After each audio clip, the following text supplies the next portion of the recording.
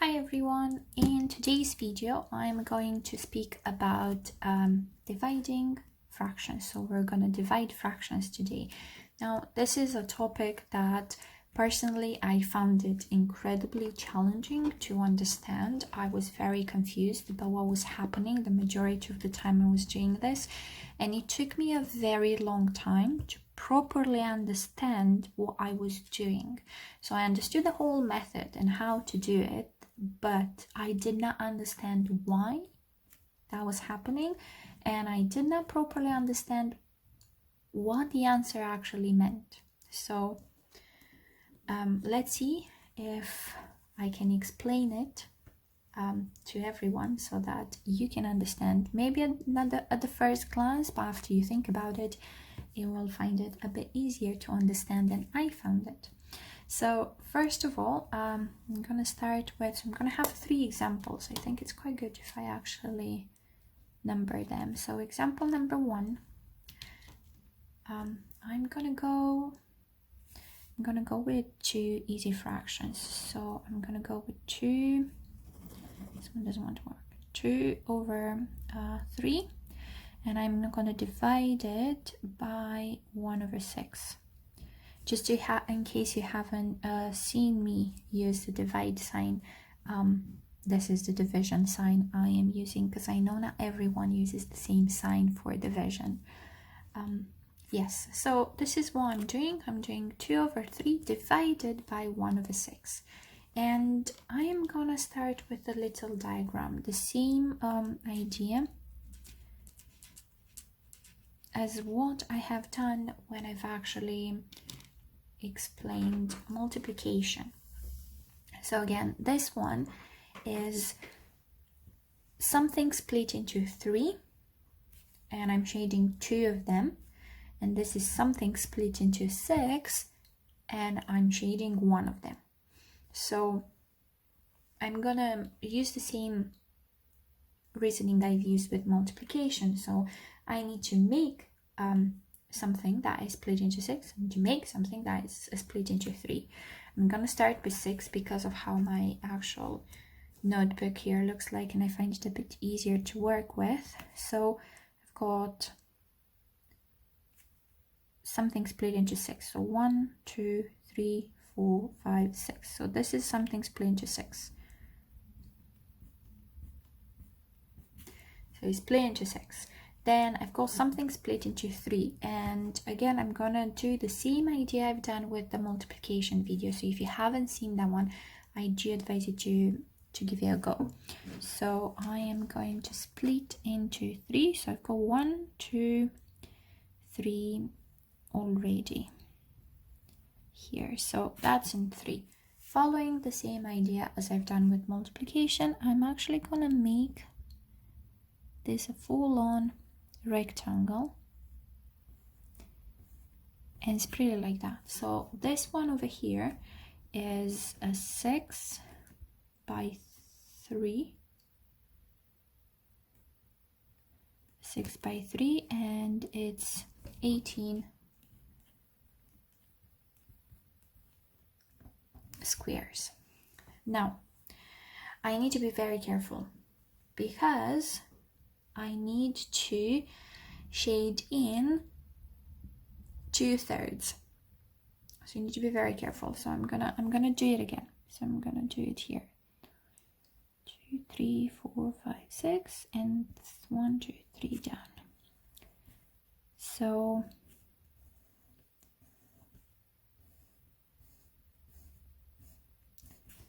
okay, and I am gonna shade. I think I'm actually gonna use another color. So here I'm gonna shade 2/3 for each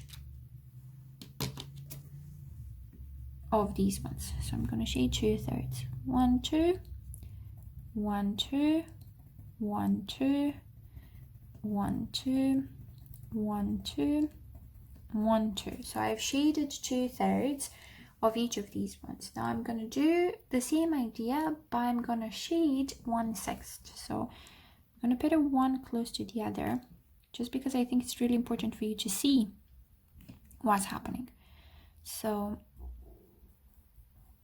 I hope I counted 1, 2, 3, 4, 5, 6. So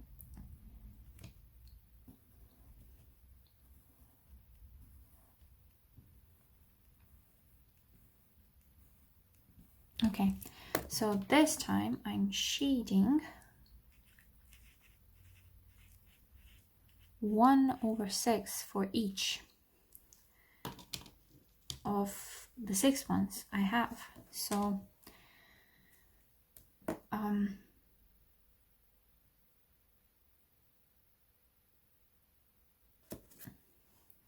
gonna shade 1/6. So go 1/6, 1/6, and 1/6. Okay, so I'm shading in 3. Now we're gonna put all of these together and you're gonna see where the magic happens. So I'm gonna make another one.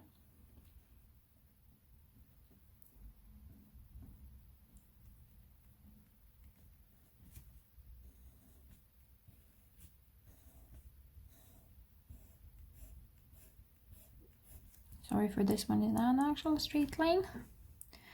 1, 2, 3, 4, 5, 6. 1, 2, 3. Good. And now I'm gonna put all of them together. But the way I'm gonna put all of them together is gonna look a bit strange, because what I want is I want to answer the following question, and that's what the actual division means.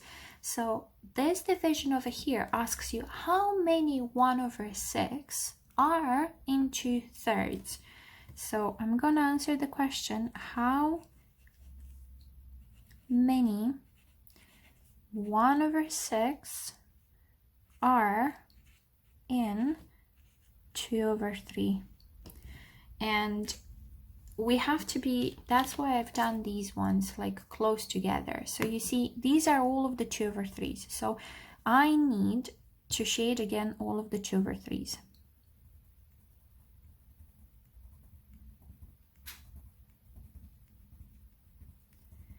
And what I'm doing is like, I'm thinking how many of the 1/6 are in these ones, and those were just 3. So what I actually have here is I have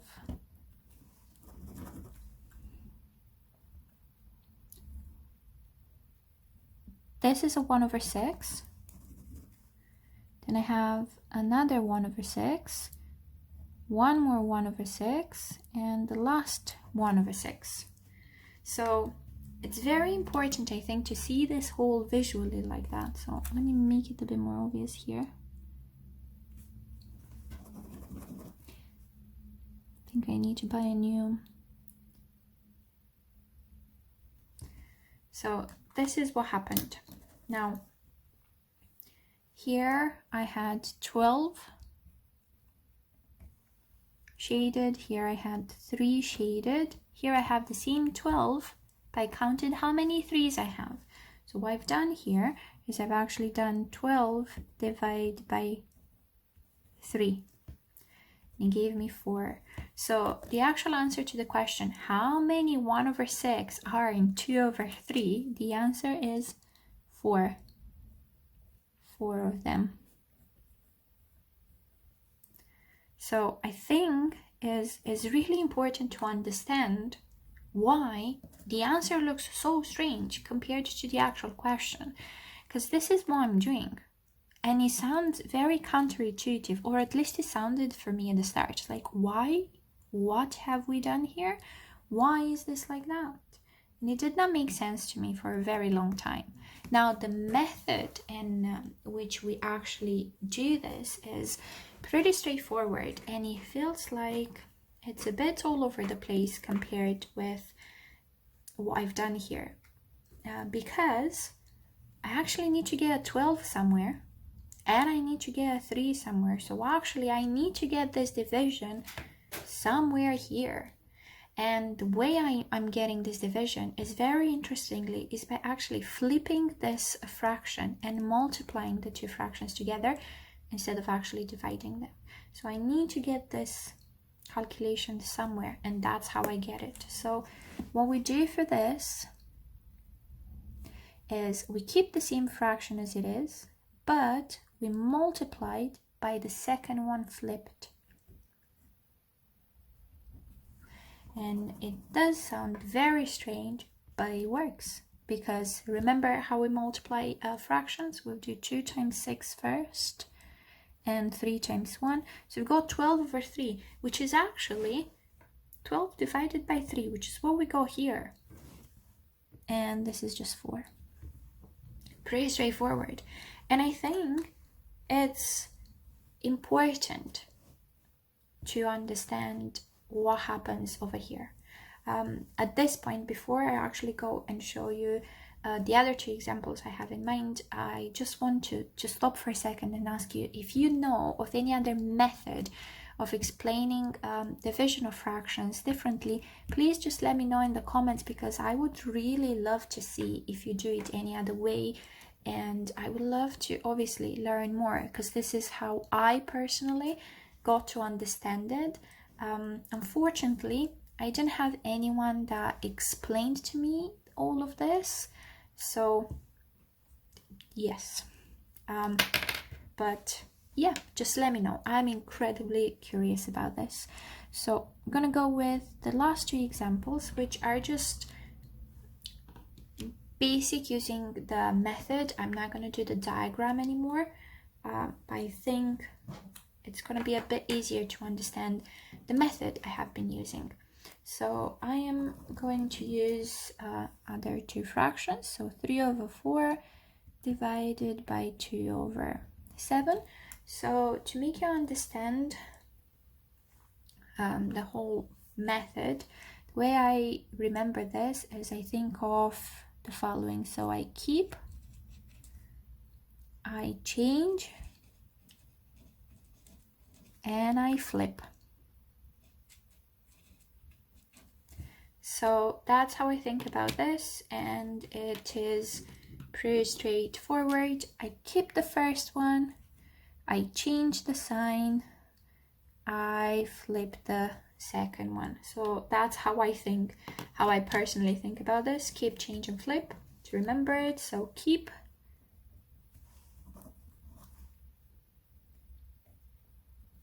change, flip. So keep, change, flip. So keep, change, and flip. And then I just go on, because this is now multiplication. I just multiply the 2 fractions together. So I do 4 times 2 first, 8, and then 3 times 7, which is 21. And I want to simplify, so I can't do 21 divided by 8 properly. I can't divide by 2 anything, or by 4. So I'm gonna just change it to a mixed number. So how many 8's going to 21? That's 2, because that makes 16. 21 take away 16, that's 5. So we've got 5 over 8.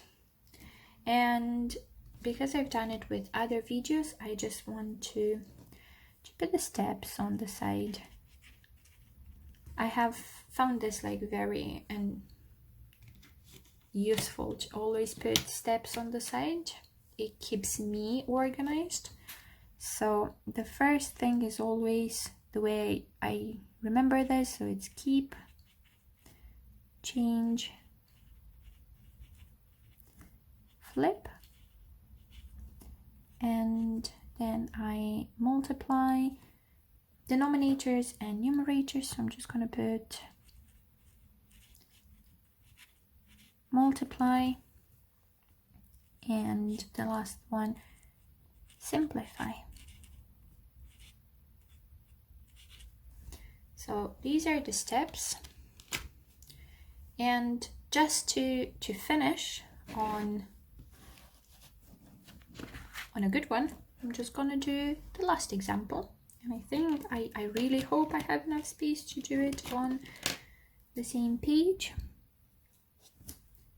So I am going to do 6, I really need to buy a new one, 6 over 7 divided by 2/3. So keep, change, flip, and then I do 7 times 2, 14, 6 times 3, 18. Different than the other ones, I can actually divide by 2 this time.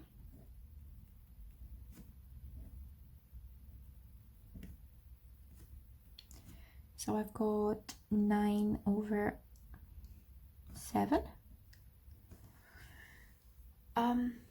It's a top heavy, I can't divide by anything else, so I need to think this is 1 and 2/7. So all of the steps are here.